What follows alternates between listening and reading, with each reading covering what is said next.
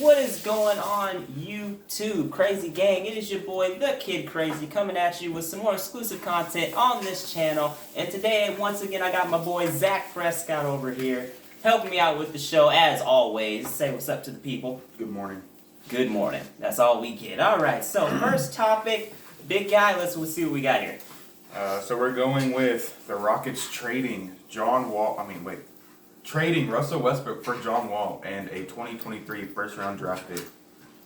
Now, what do you think of that? Who wins that trade? Who wins that trade? It should be a given. Obviously, the Wizards win that trade. If you think about this, not only do they have Bradley Beal still on that team, but now they have Russ Brody. He could potentially make that team at least an 8th seed, like maybe a 9th. Now, my initial thought when I saw the Russell Westbrook was going to the Rockets, I thought, Harden and Russell Westbrook were best friends, and maybe they worked well together. But you have two ball hawks right there, so it really initially didn't work good together. And Russell Westbrook, he did have a few good games, but he did not work that well in Houston with Harden.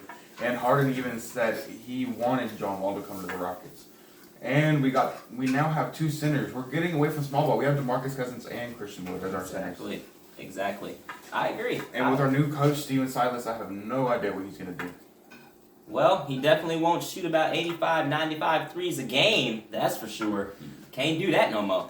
Throw that out the window. Because let me tell you something. You keep shooting, you going to hit something. But it ain't going to be the basket. It's going to be a brick wall called the Los Angeles Lakers. Well, you see, I think the Rockets have a good future with Steven Silas. I liked Mike D'Antoni, but after the players and coaching struggled against the Thunder in the very first round of the playoffs, that really just I knew we weren't going to beat the Lakers. I mean, there was no way. If we struggled against freaking Chris Paul, who is now on the Suns with Devontae Booker. Hey. What did the Thunder get Devin out of Book. What did the Thunder get out of that? Yeah, how about a boot back to Seattle? That's what they need to get back for after that bull crap. Shit is horrible, right? It was stupid. It was not a wise decision. Who you got now? Huh? Some dude named Dort. You know a nigga named Dort? Have you ever met somebody named Dort? Isn't Dort the one that got shot blocked by James Harden? Yes. So, hey. Who said Harden couldn't play defense? LeBron, Kawhi. Hey, he's the reason we beat the Thunder and even we're able to go against LeBron. There you go. All right, now moving on from the NBA to the NFL. Let's talk about Dez Bryant actually getting on a team. He hasn't done much lately, but all the injuries and COVID going around the Baltimore locker room. Here's how I feel about it. It was just great to see him on the field, man. I mean, you could see the energy. He's excited to be back there. As a Cowboys fan, you love to see an old friend be able to move on. I have so much respect for Dez Bryant. I think he's one of the best to play for the Cowboys. And what I think he could really utilize for the Ravens is that end zone and red zone threat. If you see what the Cowboys did a lot, was throw it up to him in the end zone at short yardage, and it worked extremely well. And you have a bunch of speedsters on the Ravens. I mean, you got Hollywood Brown, you got Lamar Jackson, Dobbins, Trey freaking McSorley. McSorley? Exactly. Throw it on a dime. Impressive. He isn't even trying. I know. So you know what? You guys are gonna have yourselves a little crew. Exactly. Y'all having a little running crew going on with you. No, and running RPO slant to the goal line is great. Exactly. Yes. But they won't see it coming if you throw it up to Desi B. See? Right, Ravens, we're just trying to help y'all out, All right, now moving. Actually, let's keep it on the AFC North real quick. The undefeated Steelers, yet they are undefeated. I do not think they are the best in the league. I don't necessarily think so either. I mean, just when you think of how much firepower the AFC has, I mean, of course, Kansas City Chiefs. You have King Henry and them boys up in Tennessee. Okay, the Browns are on the up and up. Hell, even the Raiders. 8-3. Yeah. And going to look at the Steelers' schedule, so the very first game was against the Giants, barely won by 10. Yeah. Struggled against the Broncos, 26-21. Barely beat the Texans by a touchdown. Did play pretty well against the Eagles. Played really well against the Browns. Barely was able to beat the Titans. Barely against the Ravens. You saw how they struggled a lot in the first half versus an injured Dallas Cowboys team. Exactly. Almost lost that game. Exactly. They did well against the Bengals. They did well against the Jags, and then almost lost to another Ravens.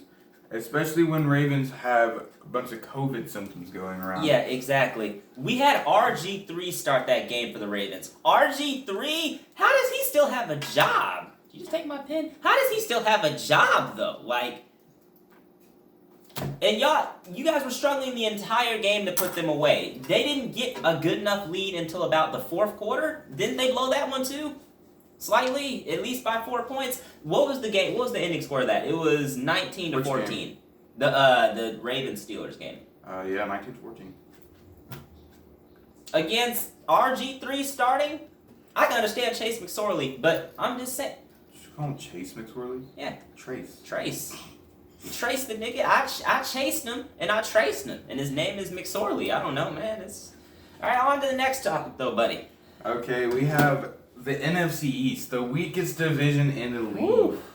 Lord, have mercy. Now, let's talk about this. For the past few years, the top two-tier teams for the NFC have been Dallas Cowboys and Philadelphia Eagles, both of them on the bottom right now. The Washington football team, second place at 4-7, and the New York Giants, who have struggled the past few seasons trying to rebuild, are 4-7 at the lead. If the NFL were to end today, the New York Giants would have the 4th seed in the playoffs. Listen, honestly, if you want my opinion, none of the teams in the NFC East, just throw the NFC East away for a second, okay? None of them are going to make it in the playoffs. We're wasting our time here, okay? Give it to somebody in the NFC that's just barely trying to get there. There's so many teams that deserve to make it in the NFC other than these teams. And actually, I'll even say the Cowboys, if we're going to be honest, the Cowboys should be the ones to win this division. Okay? The Eagles, Carson Wentz, hot mess. Giants don't have an identity yet. Going back on the Carson Wentz thing, one big argument that has been is the 2016 draft quarterback NFC East battle. Carson Wentz versus Dak Prescott. I think we all know who won that one. Exactly. Yeah. Dak Prescott. Dak is hurt right now. He's injured and still better. He still has more yards than Carson Wentz. 1,800 yards in 5 games. It took at least 2 weeks for any quarterback to pass that up. Exactly. Mind you, the man is still injured. Now, so as for the NFC East, I say it's either Dallas or New York that's going to end up winning that. I feel like Mike McCarthy is the better head coach in that division. Honestly, I'm just salty because Jason Garrett's now at the top of the league with the Giants. So yeah, that's gotta burn. He was texting Jerry this whole week like, yeah, how you feel about them Giants, bitch? All right, now we're gonna go back to the top tier divisions: AFC North and NFC West. Ooh. NFC West, 3 out of 4 of their teams would make it to the playoffs if the NFL season ended today. Seattle at 8-3, Yep. LA Rams at 7-4, and the Cardinals at 6-5 would have the very last seed in the playoffs. It's insane. That boy Kyler Murray though. And he's something special. him and D-Hop, that's just one dynamic duo. I'm sorry, Hail Mary. Hail Murray. He threw that thing up. Today's NFL dynamic duos are like no other. At all. You have DK Metcalf and Russell Wilson. Automatically. You have Kyler Murray and DeAndre Hopkins, Aaron Rodgers and Devontae Adams. Woo! Jesus, you still got Matt Ryan and Julio, which has been one for a Or Ridley. long time. It doesn't even have to be Julio. It could be Calvin Ridley. On freaking gosh. But let's talk about one dynamic duo that I think is very underrated. Josh Allen and Stephon Diggs. This is what I've been saying the entire freaking season. But also, we're going to come back to Allen and Diggs. But what about Herbert and Keenan Allen? Keenan Allen has been one of the most consistent receivers this season, especially if you have him in fantasy. Oh, yeah. Justin Herbert, this kid is a baller. All right, not only can he accurately dish out the deep ball, extra good lure decision in the making. ball. Exactly. All right, so yes, they're absolutely a dynamic you cannot forget about. Even though their division has the Chiefs and the Raiders in it, you can't forget about that dynamic duo. Yeah, and honestly, Stephon Diggs, he did pretty well in Minnesota. A few years ago, Minneapolis Miracle. Yes. But this year, him and Josh Allen, I think, are one of the it. best dynamic duos in the league. I'd say top 5 for sure. Oh yeah, top 5. Now, for our second to last topic of the day, we're going with how many stars have been injured this year. So me and Mr. Urkel here are going to talk about who we think will win Comeback Player of the Year. And the top candidates we chose, by we, I mean me, we have Nick Bosa, defensive end for the 49ers. Saquon Barkley, running back for Giants. Dak Prescott. We have O.J. Howard, who was picked up by the Bucks, but got injured. Cortland Sutton, who is a pretty good receiver. Man. Once the Broncos figure out who their quarterback will be, he'll be great. And Joe Burrow, who just recently got injured. Now, out of these players that we have chosen off this list, who do you think could win Comeback Player of the Year? Here's my theory, at least, but that's just in my heart, I believe it. I believe that it's going to be Dak for this reason. I think that the way this season has went, Jerry Jones sees that he is a vital part to not only that offense, but the entire team. You know, he is the main enforcer. He's the leader. He's going to pay him his money, or at least enough to where he'll be satisfied. He'll come back. And, hey, let's just imagine if Dak was here right now with all these weapons starting to click. I feel like I've seen this offense consistently get somewhat better in some categories. All right, you still have CeeDee Lamb, you still have Amari. You got to get it up somewhere in the running game. I don't know if that's going to be with Pollard or with Elliott, but the point is he's going to come back from that injury. He's going to start flinging that damn thing like we've seen him do consistently. This is why he's one of the winningest quarterbacks in the league since he got here, since 2016. All right. Yeah. Anyways, I agree with you. I say Dak Prescott will win Comeback Player of the Year. Although Nick Bosa and Saquon Barkley are huge candidates for that. Even Joe Burrow. Joe Burrow did great with no offensive line at all. They did him wrong. Yeah. I hope he comes back too. But Dak Prescott, if you look at it, when he did play the games, every game they played, they were down. Almost came back against the Browns. Yep. Came back versus the Falcons, which was a huge, great comeback. Unbelievable. Every game we have played with Dak, we've been down by tremendous points, but he's brought us back to the point where we even have a chance to try and come back. And seeing that as a leader and a great quarterback as he is, and still has a bright future, even though he's 20-some, late 20s with a broken ankle, I say he's still going to come back strong. I say he will win at least one Super Bowl with Dallas in the next, let's say, 5-10 years. I say 5. So I think Dak will come back and lead the Cowboys to an amazing season. I'm going to say 12-4, 11-5 next season. I say 11-5. I like that. Especially since the Cowboys keep having a losing season, we would have around a top 5 draft pick. I think so. Yeah, top 5, top 10. So it'll give you something nice. All right, and on to our, what is this, week 13, week 12? Week 13? Yeah, week 13, yep. Our week 13 predictions. First up, we have the New Orleans Saints versus the Falcons. Who do you think comes out with that victory? Oh, automatically. You know, I feel like the Saints are on a huge roll, and on top of that, I love how Taysom Hill is playing. I picked the Saints by at least 10 points. No, I'm going to say the Atlanta Falcons on this one. Just the fact that Drew Brees was out, and yeah, they have Taysom Hill, but honestly, I like that duo of Ridley, Julio, and I think that defense will step up and figure out a way to kind of slow down Taysom Hill. Okay. So I'm going to go Atlanta on that one. All right. Now, next up, we have the NFC North rivalry, Detroit Lions versus Chicago Bears.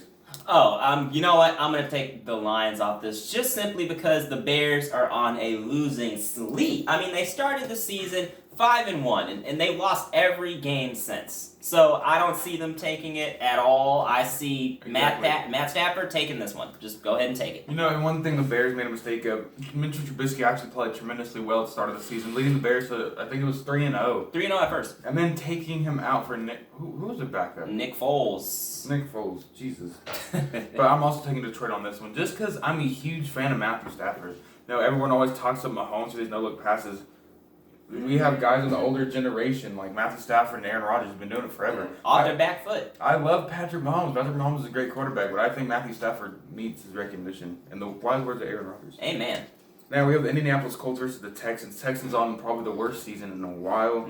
Colts with Phillip Rivers as their quarterback. They have been doing pretty good. I'd say they have. I'm going to take P. Ribs on that one. That offense, hey, people don't know this. One of the most efficient offenses in the game. They may have a way of doing it where it's super boring, but they're still really efficient. Watch out for them Colts. I'm going to take Deshaun Watson on the Texans on this one.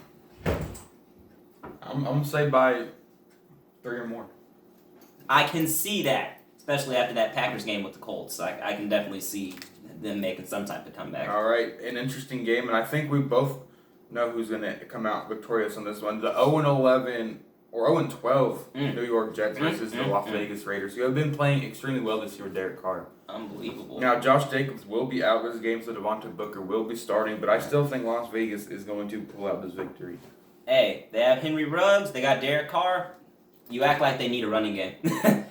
I mean, Josh Jacobs is a huge part of the big winning. It is. Don't get me wrong, but I still think they'll take it. It's the Jets we're talking about. All right, now we have the 8-3 Cleveland Browns versus the 8-3 Tennessee Titans. A huge matchup here. Ooh, OBJ out, but I don't think that makes any difference. I still think Baker and Jarvis and Nick Chubb is on a roll right now after coming back from like a 6-week injury. This is going to be a battle of the runs. Nick Chubb versus Derek freaking Henry. Not to mention that the Browns also have Kareem Hunt. Exactly, and that's why I'm going to pick the Browns. Only because they have more speed. I'm going to say Browns just because they're the underdogs, and I love me some Chubb. You got to love the Chubb. You got to love the Chubb. Got to love that Chubb. Exactly. Chubb's a beast. All right, now we have Tua Tagovailoa and the Cincinnati Bengals. I'm going to pick Miami on this one just because Tua is a freaking god and has been leading the Dolphins to do great things. Not only just Tua, that defense.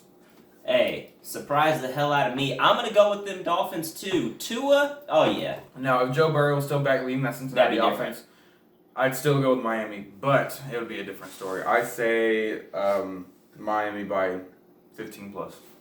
Okay, that I can see. All right, now we have the Jacksonville Jaguars versus Minnesota Vikings. Minnesota on a pretty good roll starting the season off slow, but eventually getting their wins. I say Minnesota will win this one. I don't think Jacksonville has what it takes to stop. Especially not on the defensive front. And on top of this, if all you guys have to do, Vikings, give the ball to Dalvin Cook. And that's it. Just leave it outside the hands of Kirk Choke Cousins, please. Now, in NFC West rivalry here, we have the Los Angeles Rams versus Arizona Cardinals. I am going to take Arizona just simple fact that Kyler Murray is a special talent, and he's Kyler Murray. What else can I say? There's nothing more you can't say. He's Kyler freaking Murray, but not also that one rookie that no one's been really talking about on the defensive side, Isaiah Buda Simmons. Baker? Oh, okay. Hey, Isaiah. Isaiah freaking Simmons. Yeah, we Clemson linebacker, first round draft pick. I'll take the Cardinals too. That offense can't beat that. Now, we have a huge battle here. I don't know who will win this one because it's a very, very big battle, and both these teams are kind of garbage. New York Giants versus Seattle Seahawks. I'm kidding.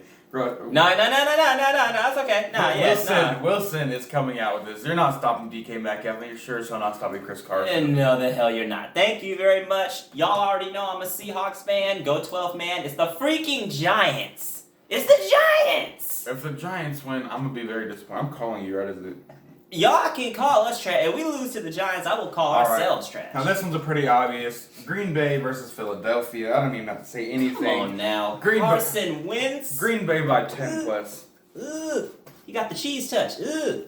Don't want that. Where's Jalen Hurts at this point? At this point, fuck it. Put that man in. Give him his shot. Carson Wentz needs to...